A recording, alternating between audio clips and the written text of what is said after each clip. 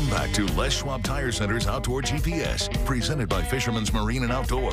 Now it's time for your weekend tech tip, brought to you by Chevy Silverado. Welcome back, everybody. We have a question from one of our viewers. Perfect time. It came in yesterday, or day before, I believe it was. Go ahead and throw that question up so we can let everybody see what that was, and then we'll go ahead and answer that. This is from Ash. What pull string duck decoy do you use and recommend? Okay, so before I get to that, everybody here for the last nearly 18 years, because I've used my platform to mention it as much as I can. We've been restricted here in Oregon and Washington to one of the dumbest things in the world, manual pull string decoys for flash in our decoys. And I love the counter argument to that from folks that are like, you shouldn't be demanding that we get our battery operated decoys. That's just stupid. It has nothing to do with that. All it has to do with is I don't want to be told that I can't use them when literally every place on the planet, not just in the United States, but the planet, you know, the big blue thing that we live on, is allowed to use those decoys. And the reason why I want them back, we were promised that opportunity in 2002 when they took it away from us. I was at the meeting. I was promptly escorted out, but at the very least, we were promised that in 2002. Now, there's a lot of stuff that's been going on behind the scenes on that why we are still forced to use them here. And one of the things that I hate about them is they're not safe. They're dangerous to dogs. I've seen my own dog get cut up by them, and dogs have perished because of them. Believe it or not, when that string gets caught up onto a dog and they start tearing, dogs have lost their lives to that. It cuts them, arteries bleed out, and right there, it is. Anyway, I could lose my mind even more. So what we are stuck with using here in Oregon and Washington, again, the only two places on the planet that make you use them, to get the exact same effect, by the way, but we have to do it manually, all right? So I own them all. There's been, I think 3 different versions that I own right now. There's 2 locally made ones, this one being the Naughty Duck, which is what I use. This is actually one of the original Naughty Ducks. It's got to be 16, 17 years old. Literally, this decoy is 16 or 17 years old. That's right, I wanted to pull that off. And the reason why it is so durable is because of what's underneath here. There's nothing to it. I own the other models that are out there, the other companies that make them, and all of them have pros and cons, except the Mojo pull string one. That was their shot at trying to get into the Northwest because they knew that we couldn't have motorized, but it was garbage, really. They just threw it out there for the sake of doing it, I think. But this, if it were ever to break, if this little rubber band, because that's the only thing that can break on the other versions that are available, there's a lot of stuff to break. And when they break in the field, they're nearly unfixable.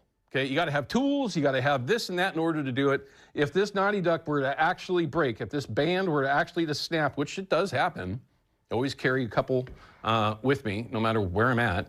In my bag, I have at least 2 of them in there. I can swap it out and have this thing up and running in about 1 minute. Nothing else can do that. Literally nothing else can do it. In fact, argue all you want, but that's the simple facts of it all. This is much easier to work on. Also, the speed that you can get out of it because of this wheel, and again, just as the sheer simplicity of it. Also, though, to kind of piggyback on that, Ash, what I do is I don't have that little handheld little pull thing that comes with a lot of them. I actually switch it over to a reel, and then an old fishing rod. I just take and cut the front end of it off and cut the handle off, and then I use a reel. Now, at times, depending on the situation that I'm in, with this setup with the reel, I can set my spinner up. Again, it all depends on the situation that you're in. I can set it up 50 yards away or more if I really wanted to. Typically, I want them about, well, again, depending on the situation, everything changes daily, but typically I want it no more than 25, 30 yards away from me because I want them to key in on it. What I will say, though, in the last handful of years, maybe even longer than that, they're not magic. Okay, it's just that simple. They're not going to guarantee you birds. It just doesn't work that way. And a lot of the birds that you're targeting are not necessarily youngsters, right? They may have been around a little while, and these are not your best friend. Sometimes they work, sometimes they don't. The best way to determine if they are going to work is you have to watch the birds. If you're constantly spinning that thing and you see birds that get tight But then all of a sudden, and this all being said that you're hidden well and you've taken all that kind of information out of the equation, but they're not seeing you. It's the decoy kind of thing. If you see them getting close to you and they just either flare out or just kind of scale off and just fade away, and you're still spinning, you have to start changing that up. Either just flashing it and stopping, or just not using it at all. The birds will tell you. Right now, the birds that I'm hunting have seen these things all over the place, and I still have it in my spread.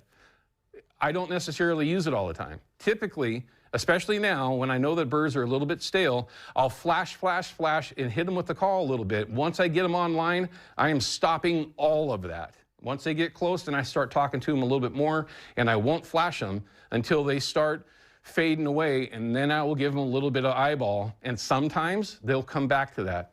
Sometimes they'll actually increase speed to get the heck out of there, and you've lost them at that point anyway. So to answer the question, the Naughty Duck is what I use. Again, there's options that are out there. I've gone through all of them. This one is nearly 17 years old for a reason, and it still gets used daily.